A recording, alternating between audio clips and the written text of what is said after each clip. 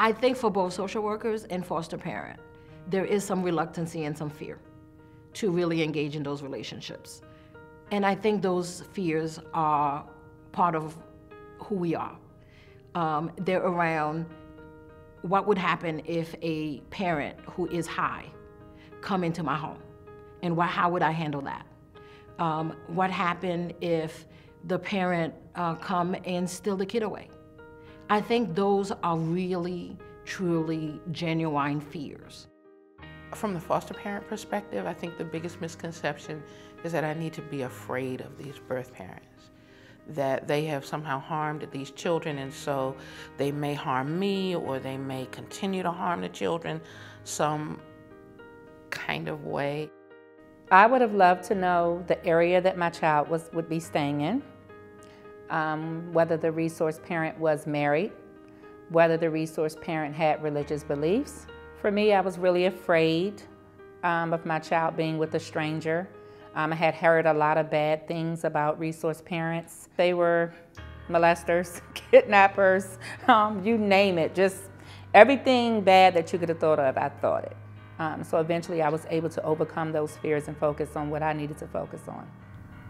If I were to imagine myself as a birth parent having to go through this, and the possibility that the child I brought into this world, and I assume I did my best to love and care for, were to be removed from me, I couldn't imagine the difficulty and the challenge and the pain and just the confusion that the birth parent would go through. And I was devastated. I really didn't know who to turn to or what to do. It just wasn't supports or anything in place. I just didn't know what to do. Just the fact that you're watching someone else take your child to school, getting their meals prepared, doing everything that you know you can do, but at this moment you just need to work on self. It was really, really, really hard watching someone else play the role of a mommy. Another misconception is that for birth parents, we think resource parents are only in it for the money, which is not true for some. I've met a lot that are not in it for the money. They genuinely want to partner with the birth parent for the betterment of that child. I've worked with birth parents who have addiction. I've worked with birth parents who have mental health issues. I think the thing that has made it doable and wonderful has simply been to recognize that each of these parents, no matter what their struggle, adds value to this child's life. Like, this child loves them. Children love their parents unconditionally. So no matter what has happened in the past, they love their parents. And if I can accept that, and if I can go into this accepting that their parents add value to them in some way, then it's a lot easier for me to embrace them and embrace the relationship. Who are these people with my child? You know what I'm saying? I don't know them. I don't know where they've been.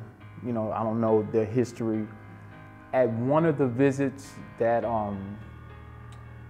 the social worker set up, I met the foster mom. And she was just like all over the place. She was just so jolly. She brought out the pamphlet, the book. And she was like, look, this is everything that your daughter's been doing since I've had her. She's taken her first shot.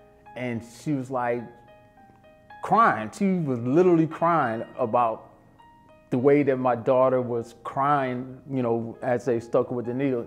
So she started crying. I'm like, man, my mother didn't even cry when I had shots. These people, this lady literally cares about my daughter. And after that, all the anxieties or whatever I had pent up inside about, well, she's white and he's white, and that flew out the window.